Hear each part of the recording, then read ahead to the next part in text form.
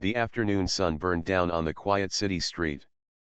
Cars glided by in polished pride, people walked fast with coffee cups and headphones, too busy to notice the man sitting on the sidewalk near the cafe. His name was Marcus.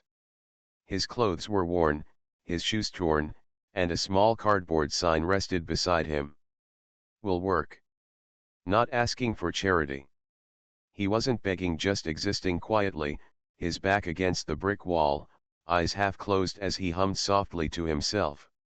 Across the street, the sound of a roaring engine turned heads. A bright red Ferrari 488 screamed down the road before sputtering, coughing, and coming to a sudden stop right in front of the cafe. The driver slammed the door open and stepped out, frustration written all over his face. He was Mr. Grant, a local millionaire known for his expensive suits, luxury cars, and even more expensive arrogance. His watch gleamed brighter than the sun. "Great," Grant muttered, kicking a pebble. "Brand new and already dying on me."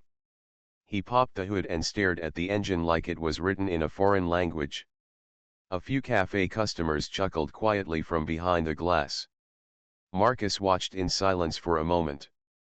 Then, gathering his courage, he stood up and walked over slowly. "Sir," he said, voice low but polite, "I think your car's overheating.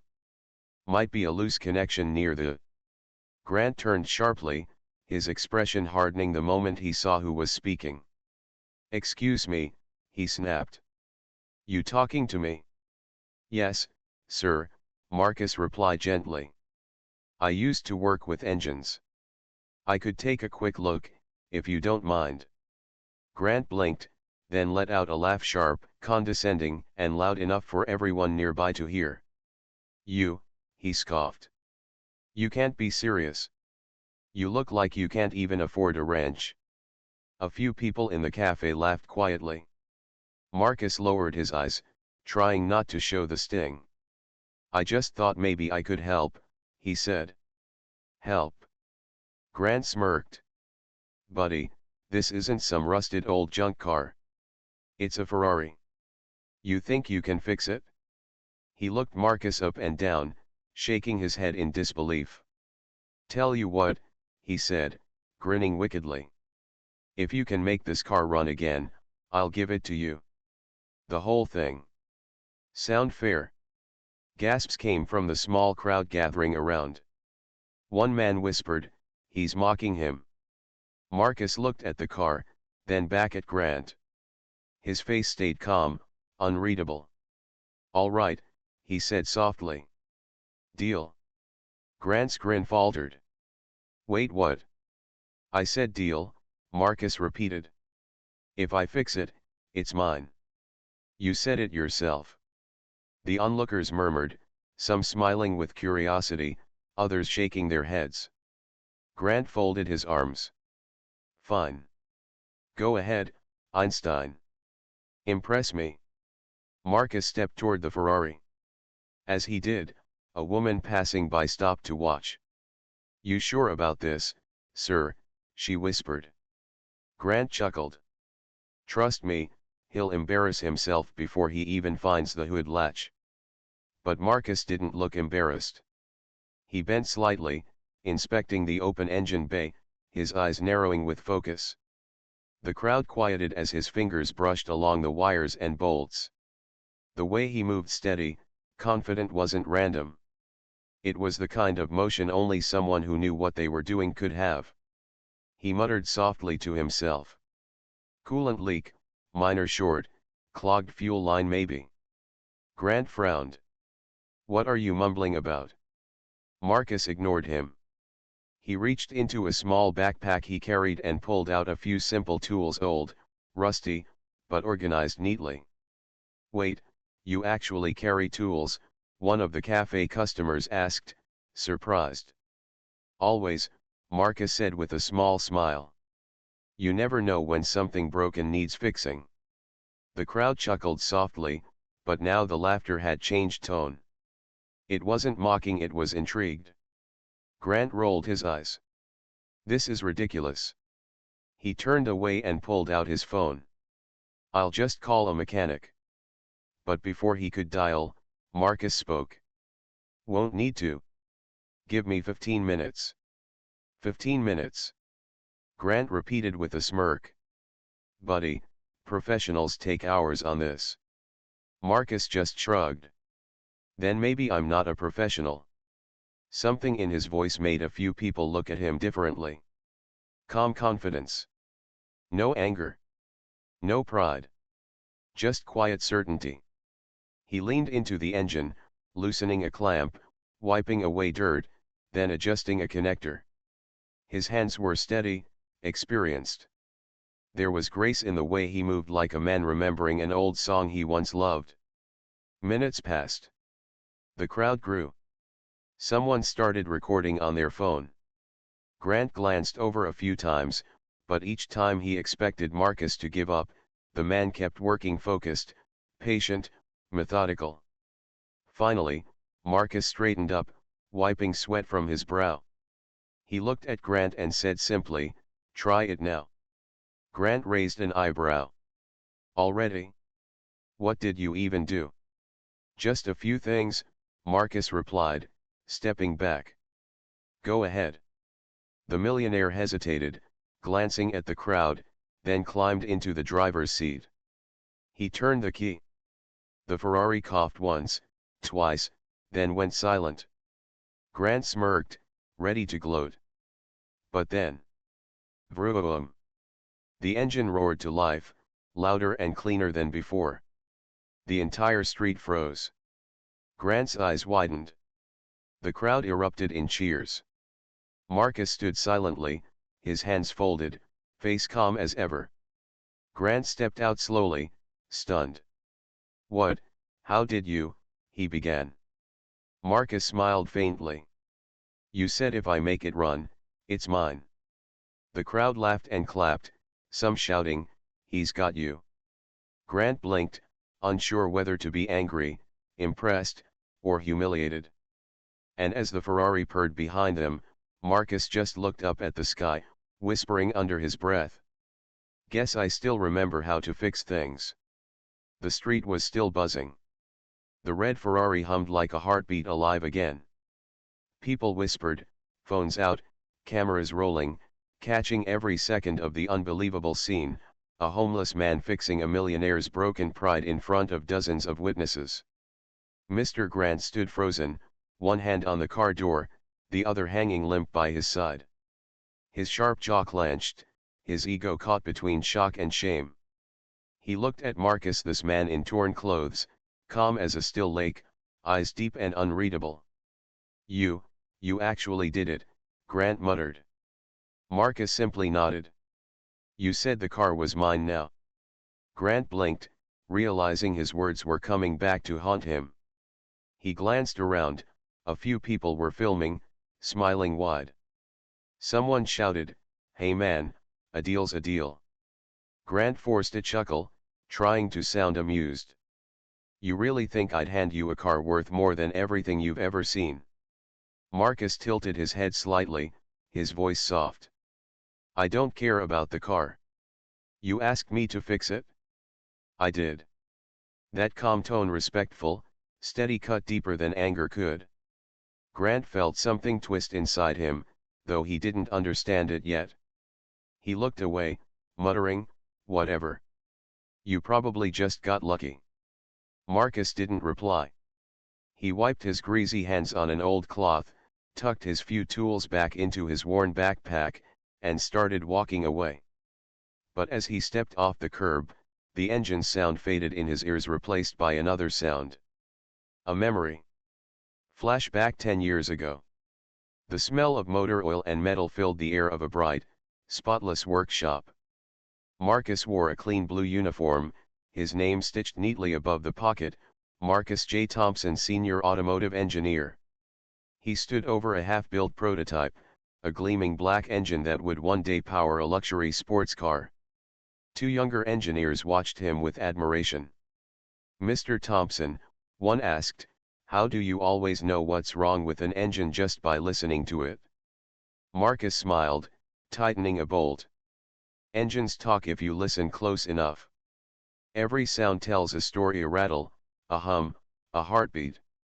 The young man laughed. So they're alive to you? Marcus nodded. Everything that moves, breathes in its own way. His wife, Lena, appeared at the workshop door, smiling, holding a lunchbox. Still talking to your machines, Marcus? He grinned, walking over to kiss her cheek. They listen better than my boss. They laughed, a happy, soft moment that smelled of home, of hope. But hope, like engines, can break down without warning. Flash forward 2 years later. The hospital's fluorescent lights buzzed. Marcus sat beside a frail Lena, tubes and monitors surrounding her. Medical bills piled like mountains on the chair beside him. He'd sold his car. Then their house. Then his tools. Still, it wasn't enough. When she smiled at him weakly and said, "Don't stop fixing things, Marcus," even when it's people, he couldn't hold back his tears. She was gone the next morning. He lost his job soon after. Grief turned to silence, and silence turned to isolation. One wrong decision led to another, and the man who once built machines for millionaires ended up sleeping on park benches. Back to the present. Marcus blinked back to the street. The memories faded like smoke. The crowd had started to disperse, but Grant still stood by the car, pretending to scroll through his phone. In truth, he was watching Marcus leave. There was something about that man's composure, the way he carried himself, the quiet confidence that felt familiar. "Hey!" Grant called out finally. "Wait." Marcus turned around slowly. "Who are you, really?" Grant asked, his tone softer now, curiosity replacing arrogance. "Just someone who used to fix things," Marcus said. "That's not what I meant," Grant pressed. "You knew exactly what was wrong with that engine. Even my personal mechanic couldn't find the problem." Marcus looked at the car again, the way a musician might look at an old instrument. "Experience," he said simply. "And maybe a bit of love for the work." Grant frowned. "Love? For fixing cars?" Marcus gave a faint smile. "Machines are honest. They break when you mistreat them. They work when you respect them. People, not always." Something in those words made Grant pause. Before he could respond, Marcus adjusted his bag strap and started walking again. "Wait," Grant said once more, stepping forward.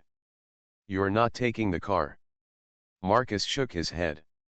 "I don't need your car, Mr. Grant." Grant's brows knitted. "How do you know my name?" Marcus gave a tired smile. "You're in the papers sometimes. Business award, charity gala, luxury lifestyle spreads. Hard to miss." He turned away again, but Grant called after him, "At least let me give you something, money, food." Marcus raised a hand. "You already gave me something," he said, not turning around. "What's that?" "A reminder." Grant frowned. "Of what?" Marcus finally looked back, eyes calm and piercing. "That everyone breaks down sometimes. Even Ferraris." Then he walked away, his figure blending into the city's fading sunlight. Grant stood silently, staring after him, the sound of the idling Ferrari behind him suddenly feeling hollow. For the first time in a long while, he didn't feel proud. He felt small. He turned toward the cafe window, catching his reflection, a rich man in a $1,000 suit, staring at himself like a stranger.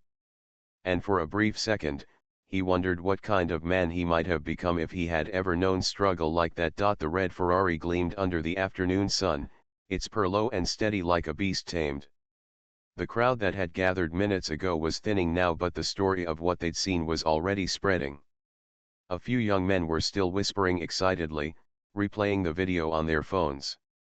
"Yo, this thing's already on TikTok," one of them said. "The homeless dude just fixed a millionaire's Ferrari in like 10 minutes. Mr. Grant stood by the car, still stunned. His reflection shimmered in the polished metal, proud, wealthy, and suddenly, very small. He could still see Marcus's figure in the distance, walking away, each step steady, deliberate. The same man he had mocked not 15 minutes ago. For a moment, Grant wanted to forget it, laugh it off, move on. But he couldn't. Something inside him refused to let it go. He got into the Ferrari, revved the engine again, the sound pure, powerful. Not a single glitch. Perfect. How, he whispered. How did he do it? The same question echoed in his head as he drove home. Later that evening, the sun dipped behind the skyline as Grant pulled into his driveway. His mansion stood tall and empty, walls of marble and glass reflecting nothing but silence. He poured himself a drink, but it didn't taste right. The laughter from the crowd still echoed in his mind. He's got you. A deal's a deal. He set the glass down hard, the ice clinking sharply. Why do I even care, he muttered. He's just some drifter. But then he remembered Marcus's words, soft but heavy. Machines are honest. They break when you mistreat them. He couldn't shake that. The way Marcus had said it, like he wasn't just talking about engines. Grant opened his laptop, typed a quick search. Marcus J. Thompson, mechanic, engineer. For a moment, nothing. Then an old article from AutoVision magazine, dated nearly 10 years ago. He clicked it. The headline read: Marcus Thompson, the man behind the machine, lead engineer on the Vectra V8 supercar project. Grant froze. The photo showed a younger, smiling Marcus in a clean blue uniform, standing beside a luxury car prototype. He scrolled further. Another article followed this one with a darker headline. Tragedy strikes top engineer, wife's death and financial collapse force resignation. Grant leaned back slowly, breath leaving him in a shaky sigh. He whispered, almost to himself, he wasn't homeless, he was broken.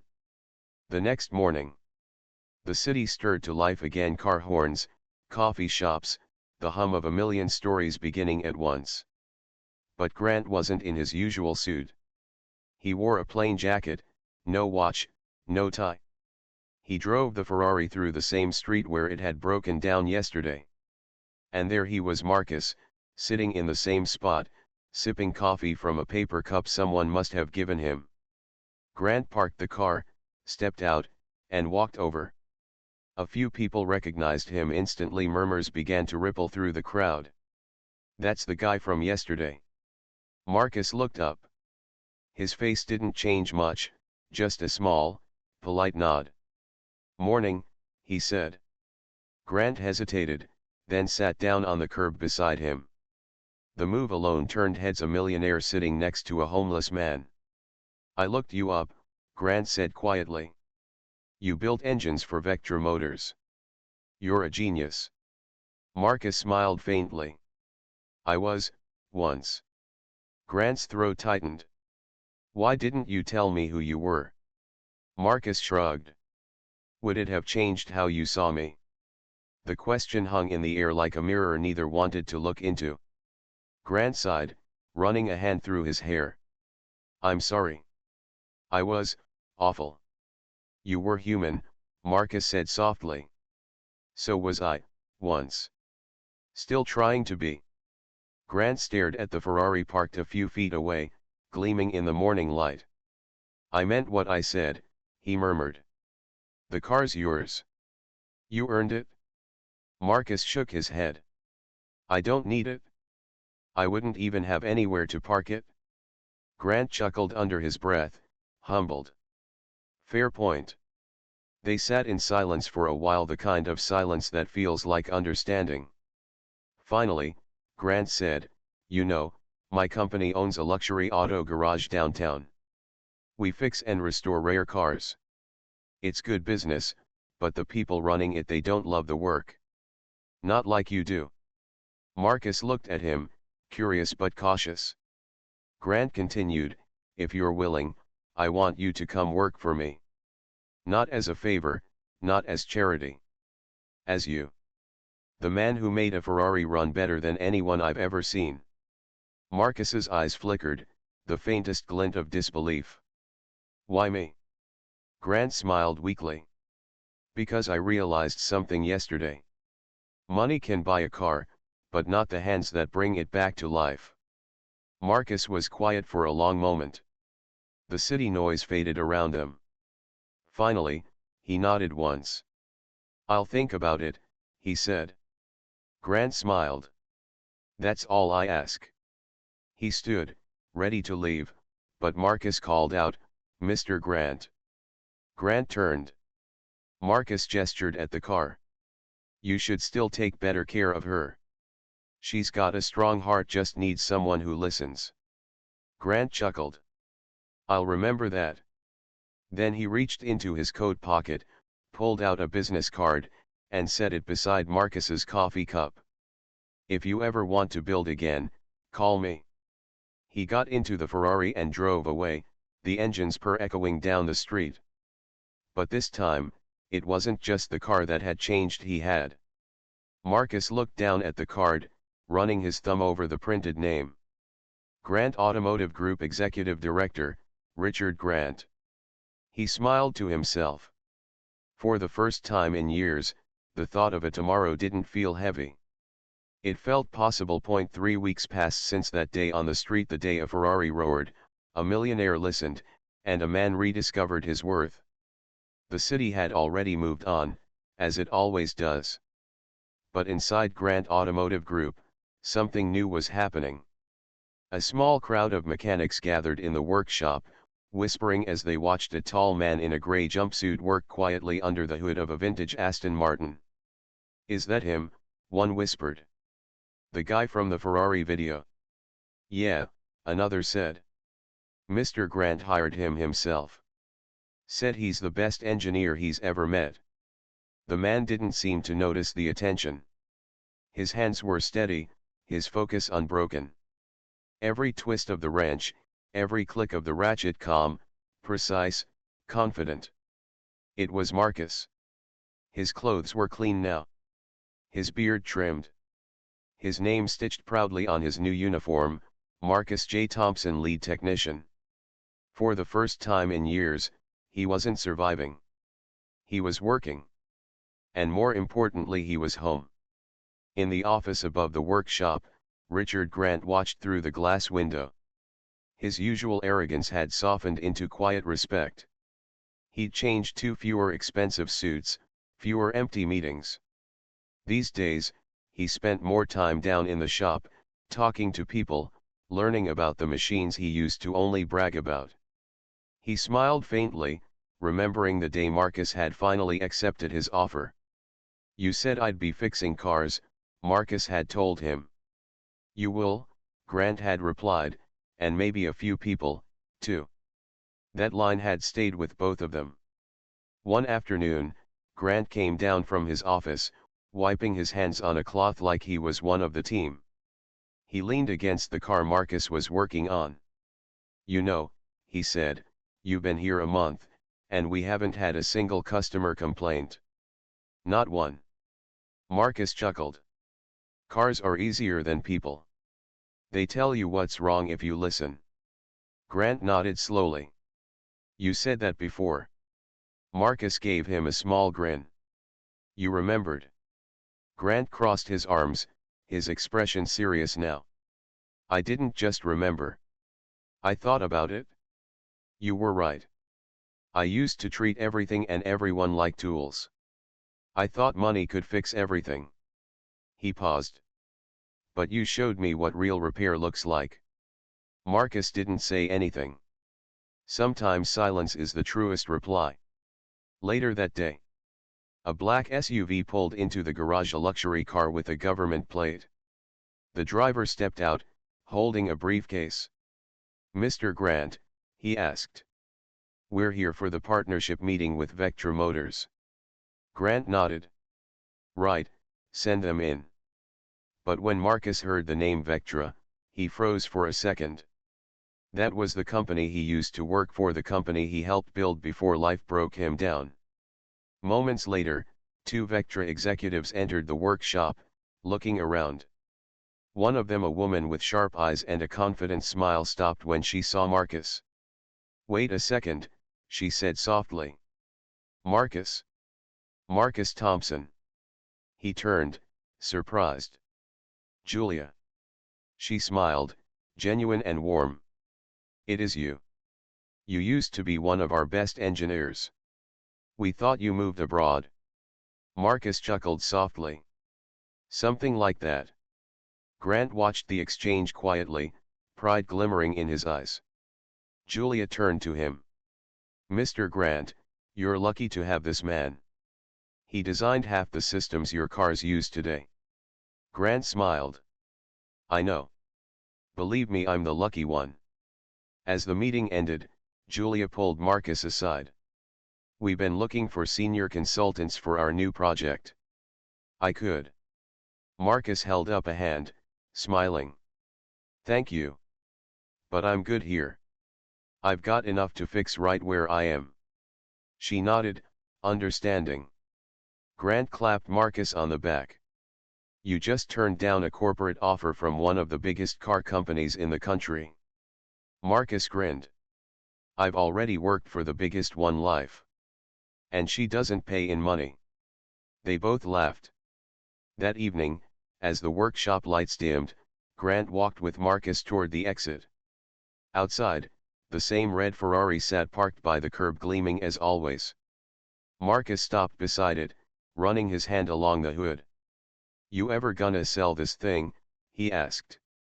Grant smirked. "No, I was thinking of giving it to someone who actually deserves it." Marcus shook his head instantly. "Don't you dare." Grant laughed. "You sure? You earned it?" Marcus smiled softly. "Maybe. But some things mean more when you leave them behind. Besides," he glanced at the car fondly, "she already gave me what I needed." Grant raised an eyebrow. "And what's that?" Marcus looked up, the evening sun glinting off the glass towers around them. "A second chance." Grant nodded slowly. "Then I guess we both got one." They stood there for a long moment, two men from different worlds, now bound by something greater than pride or status. Not a Ferrari. Not money. But respect. A few months later, the Ferrari sat on display in the front lobby of Grant Automotive Group. A small sign beneath it read, "Dedicated to Marcus Thompson, proof that no life is beyond repair." Customers often asked why the car wasn't for sale. Grant always gave the same answer. "Because some engines aren't meant to be owned. They're meant to remind us that even broken things can run again if you care enough to fix them." We live in a world that judges by appearance, by what we own, not what we know, by where we sleep, not what we dream. But sometimes, the man you look down on is the one who'll teach you what it means to stand tall. Never underestimate someone because of where they are. You don't know how far they've already come.